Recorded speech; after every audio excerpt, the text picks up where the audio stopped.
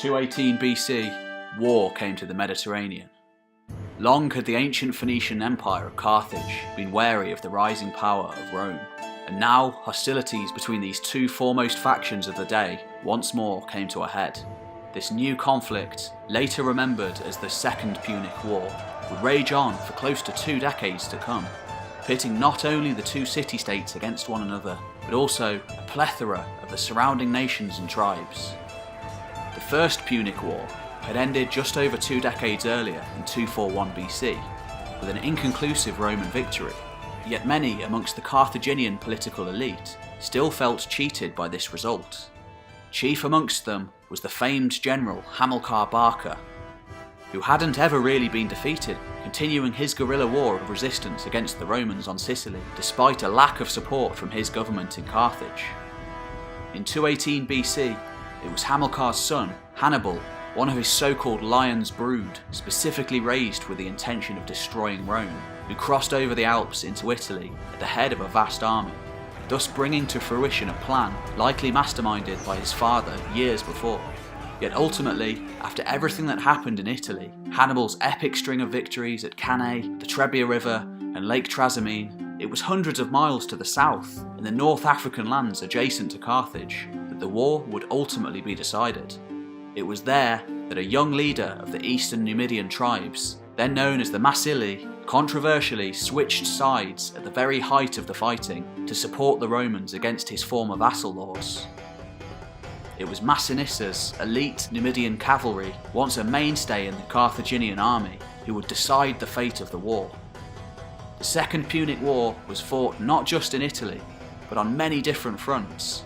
For those involved, it was a truly global conflict, encompassing the majority of the known world. It was total war, with hundreds of thousands fully committed on either side. Absolutely everyone in each nation contributing towards the final victory over their arch-enemies. In Spain, the Carthaginian generals Mago and Hasdrubal fought against Scipio Africanus for control of the peninsula.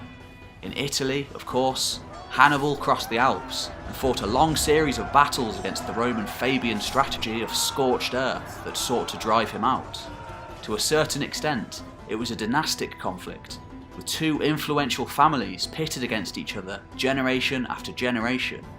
Yet nonetheless, the war would be decided on African soil, on the plains outside of Carthage, with the integral involvement of the Numidians. Massinissa had been born back in around 238 BC as the son of Gaia, the chieftain of the Massili, a client state of Carthage at the time. His father was then the leader of the eastern Numidian tribes. They bordered Carthage to the east, and the Massaesli, the western Numidian tribes, to the west, in modern-day Algeria. Raised in the metropolis of Carthage, then one of the most powerful cities in the world, Massinissa went to war aged just 17 to lead an army of his kinsmen and other Carthaginian auxiliaries between 215 and 212 BC against Syphax, the king of the Massaesli, when he allied himself with the Romans. Massinissa eventually triumphed against Syphax and was afterwards betrothed to the daughter of the Carthaginian general Hasdrubal Gisco as a reward. After his victory in Africa, Massinissa was posted to Spain, where he personally commanded the Numidian cavalry against the Romans, contributing to the Carthaginian victories at Castulo and Illorca in 211 BC. After the Carthaginian general Hasdrubal Barca departed Spain for Italy to support his brother Hannibal, Massinissa found himself in charge of all of the Carthaginian cavalry in Spain. He fought a successful guerrilla campaign against the Roman commander Scipio Africanus, whilst Mago Barca and Hasdrubal Gisco trained new armies. In 206, both generals returned to Spain and linked up with Massinissa to meet Scipio Africanus at the Battle of Ilipa. The battle was a disaster for Carthage, and their power in Spain was permanently broken as a result. Meanwhile, back in Africa, Gaia died in 206, leaving a power struggle between his sons, Massinissa and Azalkes. Syphax, now an ally of Carthage, having switched sides, was able to conquer considerable parts of eastern Numidia as a result. Now, with the conquest of his homelands to contend with, and correctly surmising that the Romans were now winning the war after Scipio's victory in Spain and the successful implementation of the Fabian strategy in mainland Italy, Massinissa decided to make a bold decision and also switch sides in the opposite direction to Syphax, this time to support the Romans. Scipio Africanus promised to support Massinissa's bid for power in Africa, and also agreed to release his nephew, who had been taken captive in battle in Spain. Syphax, meanwhile, solidified his alliance with the Carthaginians by marrying Hasdrubal Gisco's daughter. Syphax was successfully able to drive Massinissa out of power until Scipio finally arrived in Africa in 203 BC. It was then, in 203, near Utica in northern Africa, that a great battle was fought between Rome and Carthage, with Syphax and the Marseilles on one side, and Massinissa and the Marsili on the other. The Battle of the Great Plains was yet another victory for Scipio, now supported by the very same Numidian cavalry that had once proved such an issue to deal with for the Romans. The final nail in the Carthaginian coffin came in 202 BC, when Hannibal finally returned to Africa, after having never lost a battle in the entire 16-year duration of the war. Hannibal was finally defeated there at Zama, and as a result, Massinissa was crowned as the undisputed king of Numidia. Massinissa had commanded not just his own 6,000 Numidian cavalry at Zama, but also 3,000 mounted Romans, taking overall command over Scipio's entire right wing. Scipio had even delayed the engagement for hours in order to allow Massinissa to join him. Such was his respect for the Numidian cavalry commander.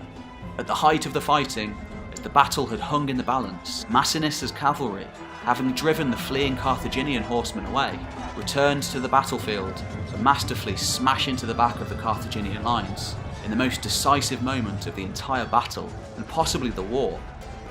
Carthage was defeated, thus ending the Second Punic War for good, with a definitive Roman victory.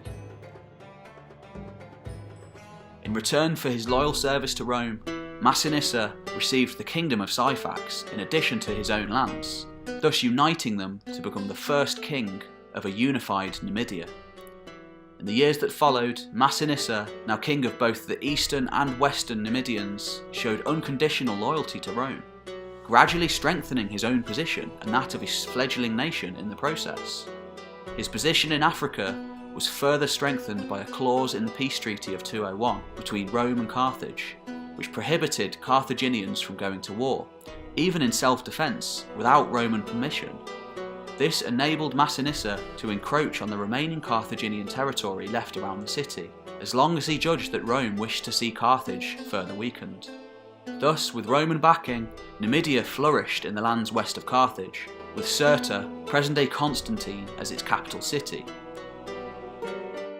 Massinissa's chief aims were to build a strong and unified state from the semi-nomadic Numidian tribes. To that end, he introduced Carthaginian agricultural techniques and forced many Numidians to settle as peasant farmers, thus earning himself the reputation amongst Roman writers as a prominent founder of towns and cities.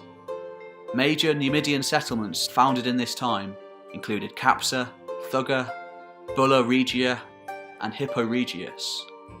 Ancient accounts suggest that Massinissa lived beyond the age of 90 and was apparently still personally leading the armies of his kingdom until his death. The kingdom he established survived as a nominally independent client state of Rome until 40 BC, when it was finally incorporated into the empire, which now spanned much of the known world in the aftermath of the Punic Wars.